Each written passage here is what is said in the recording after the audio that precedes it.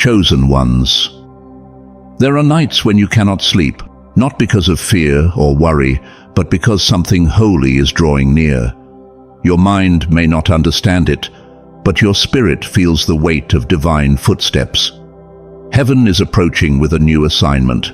You turn on your side, eyes wide in the darkness, not restless from anxiety, but stirred from within. That stirring, it's not emotional, it's prophetic. The spiritual atmosphere is shifting around you. Something sacred is happening. God is setting a moment into motion, and your spirit is picking it up before your natural mind can catch up. Heaven is speaking in whispers, and only those who are spiritually awake will discern it. Tonight is not ordinary. This is the kind of night where God visits people in dreams, deposits instruction, unlocks callings, and marks destinies. Don't ignore the pull. Don't miss the sound. This is a night of alignment. Chosen one, for heaven's sake, pay attention. This message you are about to hear is not just content. It is divine revelation from the throne of God. If your eyes are reading this, it's not by chance. God orchestrated this moment. He drew you here. You might be tired. You might feel caught between what was and what's next. But hear this. You're not passing through tonight. You're sleeping over. And when God says sleep over, He means settle in. He means establish. He means He's bringing you into a place where your weeping used to live, but now rest will reign. The Lord whispered something deeply prophetic. Get ready. You're sleeping over today. This is a night of anchoring, a night of planting, a night where what you prayed for begins to take root. So pause here. If your spirit is stirred, if your chest is tight and your heart knows this is your word, then respond. Like this video, not out of routine, but out of holy agreement. Subscribe, not for content, but for confirmation. Drop your city and your local time in the comments, because this word is not local, it's global, it's strategic, it's spiritual. And if you've partnered with this message through sharing, pinning, or sowing, you're not just supporting a message, you are co-laboring with heaven. We are preparing the way. And together, we will not walk into this month of June like spectators. We will enter as vessels of glory. And from this moment forward, everything shifts. Let's start with this. When you hear the words, "you're sleeping over," what comes to mind? In the natural, it's simple. It means you're not just passing through, you're staying. You're not on your way out. You're being invited to remain.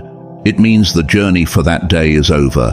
The bags are down, the shoes are off, and you are welcome where you are. It's the sign that you've reached a place of pause, a place of rest, a place where movement gives way to stillness. You're not a guest passing by, you've been received. And now, let's shift that meaning into the spiritual realm. When God says, "you're sleeping over," He's saying, you're no longer wandering. You're no longer stuck in the hallway of transition. I've brought you into a place of divine rest, divine covering, divine completion. You're not just tolerated, you are hosted by heaven. This is not temporary, this is intentional. And that's why this message must go deep into your soul. Because some of you have been on the run, emotionally, spiritually, mentally. You've been moving without clarity, waiting without answers, crying without closure. You've been wondering, when will I finally arrive at the next chapter? And now, God is speaking with holy finality. You've been moving long enough. Now I want you to rest right here. You're not just visiting this moment, you're sleeping over. But hear this. This is not rest as in, take a nap and forget. This is rest as in, be still while I work. God is doing something new, and it starts not when you run, but when you lie still. In the stillness, He's rebuilding you. In the quiet, He's planting you. In the rest, He's working behind the scenes. So stop trying to leave the moment too quickly. Heaven is saying, stay, rest, receive. You're not moving past this, you're being established in it. Let us now enter the classroom of Scripture. In Genesis 28, We are introduced to Jacob in a vulnerable transitional moment of his life. He has just deceived his father Isaac and his brother Esau, and now he is on the run. Jacob is not on a spiritual retreat. He's not headed to a temple. He's fleeing, confused, and carrying the weight of guilt and uncertainty. He doesn't know what the future holds. Then something significant happens in Genesis 28:11. And he lighted upon a certain place, and tarried there all night, because the sun was set. And he took of the stones of that place, and put them for his pillows, and lay down in that place to sleep. Let's pause right there. Jacob had no plans to sleep in that location. He was simply passing through. But God allowed the sun to set. Jacob had no choice but to stop, and sometimes God will orchestrate a sunset in your life, not to discourage you, but to pause you, because he wants to speak to you in a way your hustle and your running never could. So Jacob lies down on cold ground with a stone as his pillow. No bed, no blanket, no safety net. Everything around him looks like a low point, a rock-bottom moment. But it's right there, in that place of discomfort, that God opens the heavens. Jacob sees a divine ladder touching the earth, with angels ascending and descending. And even more profound, God speaks. The same covenant he made with Abraham is now confirmed over Jacob. Right there, in the middle of exhaustion and uncertainty, God gives Jacob the most defining revelation of his life. He wasn't expecting it. He wasn't even asking for it. He was just tired. That's when God moved. That's when heaven opened. And that's when destiny was spoken. The truth is this: your greatest encounters with God often come in your most uncomfortable, unplanned moments. Not on the mountain of confidence, but in the valley of fatigue. Not when you're at your strongest, but when you finally surrender your striving. Sometimes God waits until you're tired, not to punish you, but to get your attention. He speaks in stillness. He whispers in rest. He reveals when we lay down our strength and stop trying to control the outcome. Jacob wasn't praying. He wasn't worshipping. He wasn't fasting or pressing in. He was just tired. And that's where God met him. This is why the phrase sleeping over holds so much spiritual weight. It's not just about staying still. It's about entering a posture of surrender, a space where God says, now that I have you still enough, I can show you what's next. In that quiet place, heaven begins to download blueprints for your future, instructions for your next chapter, vision for your calling. When you've done all you know how to do and lie down with no more strength, God doesn't rebuke your exhaustion. He honors it with revelation. So don't resent the pause. Don't resist the stillness. This sleepover may be the birthplace of everything you've been praying for. Jacob thought he was just stopping to rest for the night, a tired traveler laying his head on a rock. But in the realm of the spirit, God had orchestrated that stopover long before Jacob was even born. What looked like a random detour was actually a divine appointment. That location, once unremarkable, would later be called Bethel, the house of God. It went from a forgotten stretch of land to a holy meeting place, from a temporary pause to a permanent altar, from a night of exhaustion to a night of revelation. It became Jacob's personal gateway to heaven. And that's how God works. He takes the places we least expect, our low points, our in-between seasons, and turns them into sacred spaces. When we lay down in obedience, He shows up in glory. When we pause, He speaks. When we stop striving, He starts revealing. Let's break it down like teaching a newborn to read. Jacob was moving. God caused a stop. Jacob laid down. God showed up. The place got renamed. The future got revealed. And just like that, what Jacob thought was just a night of rest became a spiritual inheritance. You may be thinking, I'm just taking a break, or this is just a delay, or I'm only here temporarily. But heaven is saying, no, this is the place I've chosen to visit you. God is not interested in rushing you past this moment. He's inviting you to sleep over, to stay, to rest, to be still, because He's coming. The delay is not a denial. The pause is not punishment. It's preparation for a divine encounter that will rename your season and redefine your future. Let's go deeper. We live in a world that glorifies constant motion, where value is measured by speed, hustle, and how much you can produce without pause. Society screams, move faster, work harder, don't stop. But heaven speaks a different language. God says, be still and know that I am God. Psalm 46:10. That's not a suggestion, it's a command wrapped in divine wisdom. Because in the kingdom of God, rest is not weakness, it's warfare. It's not inactivity, it's trust. When you choose to rest, especially in the middle of uncertainty, you're declaring with your posture, God, I trust you enough to stop. I trust you enough to pause. I trust you enough to let go of control and surrender the outcome. True rest is not physical alone, it's spiritual alignment with the one who never sleeps or slumbers. That's why Jesus slept in the boat during the storm. Mark 4:38. It wasn't just a moment of fatigue, it was a prophetic statement. While the disciples panicked, Jesus rested because He trusted His Father's authority over the winds and the waves.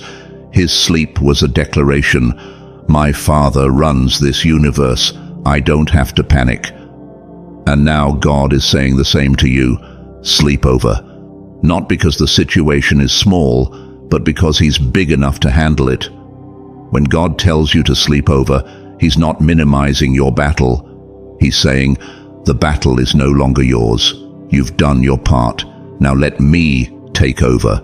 Your stillness becomes the seat where miracles are born. Your surrender becomes the soil for supernatural intervention. So lay your head down, not in defeat, but in deep trust. Heaven is still working while you rest. Let's revisit Jacob, because what happens after his divine dream is just as powerful as the dream itself. In Genesis 28:16, Jacob awakens and says, surely the Lord is in this place, and I knew it not. Pause there. Read it again slowly. Surely the Lord is in this place, and I knew it not. That one statement carries profound revelation. It tells us that God can be present in a moment, a place or a season, and you may not even be aware of it. Jacob wasn't praying. He wasn't seeking. He wasn't expecting an encounter. He was just trying to survive the night. And yet, in that unremarkable, uncomfortable place, heaven opened. Jacob literally slept on holy ground and only realized it after the encounter was over. That should shake us, because it means some of the moments we rush through or sleep through may actually be divine intersections that carry eternal weight.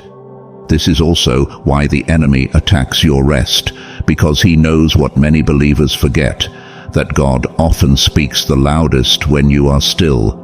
Not when you're hustling, not when you're scrolling, not when you're talking, but when you're quiet, alone, surrendered. He moves in the silence, in the stillness, in the moments when you finally stop trying to fix everything yourself. And the devil knows this, so he stirs anxiety to keep you restless. He brings noise to keep you distracted. He floods your mind with what-ifs and worst-case scenarios to keep you awake, not just physically, but spiritually. Why? Because he fears what happens when a chosen one gets still enough to hear God. Jacob laid down thinking he was just tired. He woke up realizing he was standing on destiny. Don't underestimate the places where God seems silent. They may be the very places where he is working most powerfully behind the veil. Let's teach this slowly, step by step, because there is deep prophetic insight in Jacob's story that you cannot miss. Jacob rested in a place that seemed random, uncomfortable, even undesirable. He wasn't looking for an encounter, he was just trying to survive the night. But while he slept, he dreamed in that very place. Heaven opened, angels ascended and descended, and then he heard God, clearly and directly. a word of covenant, a word of inheritance, a word of future promise. And when Jacob woke up, he said something we must pay attention to in Genesis 28:17. This is none other but the house of God, and this is the gate of heaven.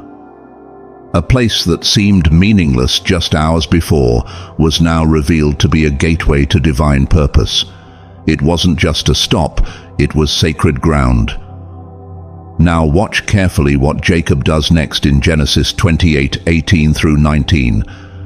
And Jacob rose up early in the morning and took the stone and set it up for a pillar, and he called the name of that place Bethel. He named the place. And in biblical language, naming a place wasn't casual, it was covenantal. To name something meant to claim it, mark it, own it. Jacob was saying, this may have started as a night of running and fear, but now this is my altar, my memory, my testimony. And that's what God is saying to you right now. The place you once saw as a delay, He is giving to you as a destiny. What you thought was just a painful detour, a dry valley, a confusing pause, He is turning into a spiritual inheritance. That place where you wept, you'll return to it in joy. That night when you thought God was silent, you'll look back and say, that's the night He marked me. So don't curse the stopover, don't resent the stillness. It may be the very ground where your future was born. Let's bring this together now. This is your moment of revelation. God is speaking clearly, directly, and with purpose. This season is not wasted. This place is not ordinary. This moment is not random. You are not just passing through, you are sleeping over, because I'm about to do something new right here. What looked like delay is actually divine design. What felt like a pause is actually prophetic positioning. And when you say yes to that invitation into divine rest, everything begins to shift. Not because your circumstances immediately change, but because your posture changes. That's when heaven moves. That's when the Spirit begins to speak. That's when God does His deepest work. Not while you run, but while you rest. And here's what happens when you embrace that holy pause. You stop striving and start receiving. You stop wandering and start hearing. You stop panicking and start dreaming. That's exactly what happened to Jacob. He lay down as a fugitive, confused, broken, and unsure of his future. But he woke up as a covenant carrier. He laid his head on a stone but woke up under an open heaven. He came with nothing, no plans, no home, no favor. But he left with vision, with promise, and with a name for the place he once despised. So don't dismiss this moment. Don't rush out of what feels still. This is more than a break. It's a birthing. You're not just resting, you're being redefined. Welcome to your Bethel, your gateway to destiny. Chosen one, you've wandered long enough. You've asked the hard questions in silence and in prayer. God, when will it change? God, where do I go next? God, what do you want from me? And now heaven responds with gentle clarity. Stay. Sleep over. I'm about to show you what I've been planning for you all along. You are not forgotten. You are not behind. You are not lost in the shuffle of divine plans. You are exactly where heaven wants you to be tonight. Not a moment early, not a moment late. God has guided your steps, even the ones that felt uncertain, and now He's telling you to pause, rest, and receive. This night is not empty, it is pregnant with purpose. So lie down, still your soul. Close your eyes, not in defeat, but in peaceful trust. Because while you rest, God is working. He is building the next chapter of your life in silence and stillness. Your ladder is coming. Your angels are ascending and descending. Your covenant is being reaffirmed. Your identity is being rewritten. That place that felt ordinary, it's becoming a spiritual portal. And your sleep tonight, yes, this very night, will unlock tomorrow's breakthrough. Get ready. God said you're sleeping over today, not because you're weak, not because you're forgotten, but because he has chosen this moment to meet you, mark you, and move you forever. So let your heart burn with expectation, because what's coming after this night will change your life forever.